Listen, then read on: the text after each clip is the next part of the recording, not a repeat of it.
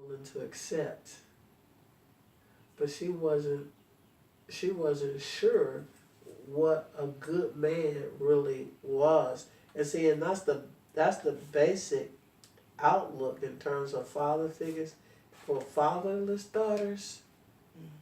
How do you know what a good man is? Everybody says, "Oh, I want you to find you a good man." And you look at the family, and maybe you got some fall down drunks in the family. Maybe you got some chronically unemployed people in the family. Maybe you got folks in the family who are beating their wives, beating their girlfriends. So how are you supposed to find a good man? See, in terms of outlook, that's the biggest one. When I have people in counseling, I can almost guess the women who had good fathers by the men they chose to marry. Mm. And the men they chose to marry, that have nothing to do with looks, muscles, none of that superficial stuff. Down deep character. Is this a person who loves me that I can rely on, that I can call in a moment's notice? Now, my dad is deceased, but he was the middle of 5 sons. My grandmother only had boys. Mm-hmm. Yes. And so the second to the youngest boy is still alive of all of her 5 boys. Okay? So even though all the girls and the nieces are the ages that we are now, Mm-hmm. we still look to him as our father figure. So he recently sent me a birthday card, no lie. No lie that he sent you a birthday card. But what he signed his name, Uncle Dad. Okay, and then, and I called him. I said, Uncle, you need to be careful. I am in Kentucky. My friends see this, they ain't gonna know what to think. Kentucky.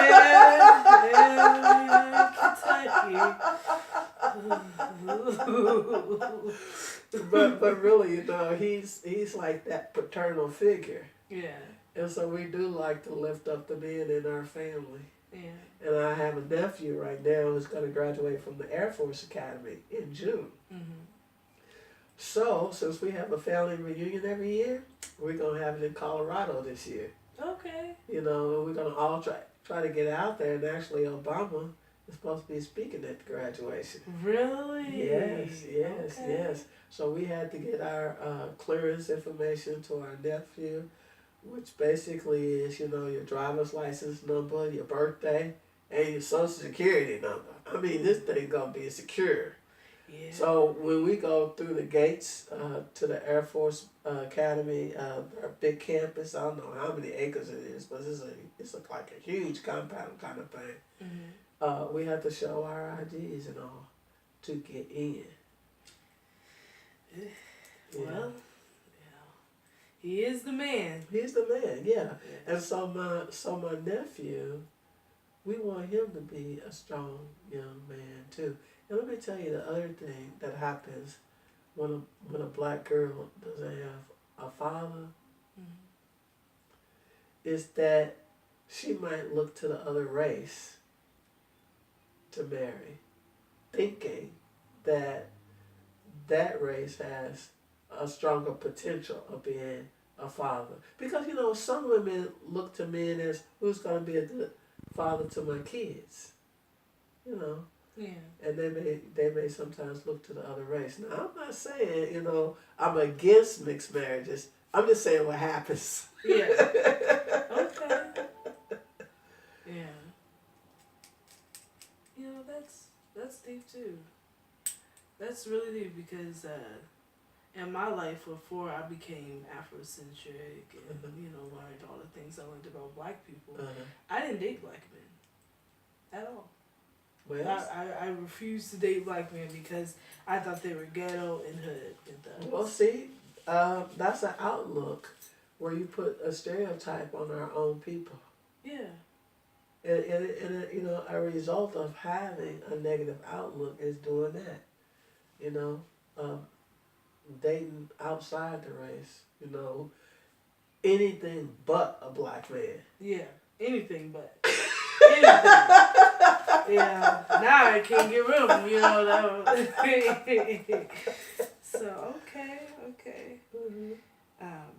One thing I did notice a lot of times in black relationships is that your the partner is expected to be that person's everything, rather than Oh just yeah, the husband yes. or you know. And actually, that's a trend nationally. That's a trend across culturally, and that's a trend across races, economics, everything. Mm, Because uh, our mobility as a society changed community.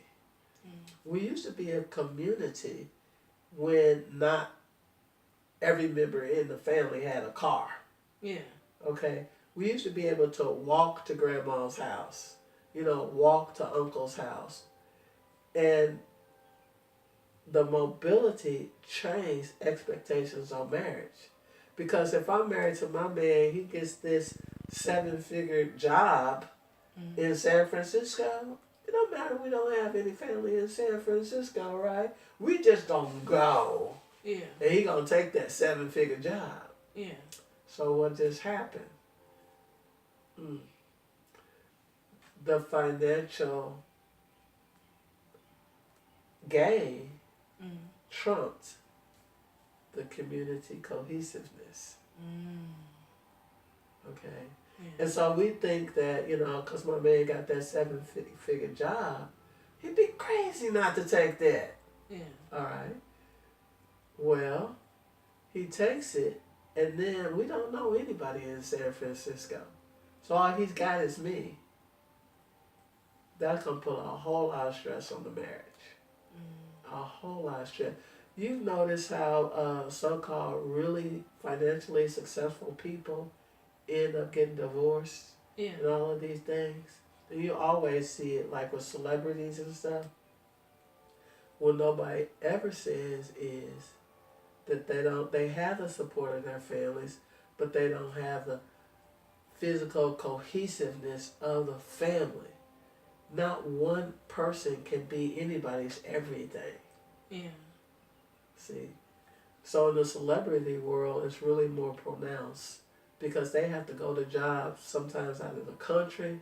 Sometimes they have to be away from home for 3 to 7 months. Sometimes 1 to 2 years, depending on what they're filming. Yeah. Okay, and think about the stress that is. So that's a lot of isolationism and everything else Mm, that they're sacrificing to be huge. And the bigger they blow up, the smaller and smaller and smaller their family life gets. mm. Like nobody thought, well, who was it? Brad and who was he married? Angelina Jolie. They thought they would be together forever, right? Yeah. Well, they weren't, were they? No. See, so because what happened was, the more they blew up, the smaller the family got. When I talk about small, I'm talking about small in terms of network, family network, and support. You know, I was watching a Michael Jackson interview years ago, Mm, and I was absolutely shocked when he said he saw his sister Janet about once a year, and they had to schedule it. mm, Now, that shocked me because all of a sudden I realized something.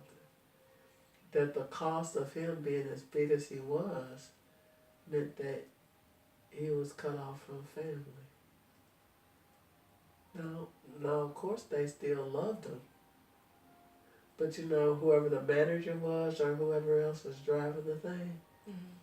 you know, they're not going to be thinking about the quality of your family life. And then you take a 7-figure job, you think those folks going to be worried about the quality of your family life? No, they figure they bought you. They just bought you. Yeah.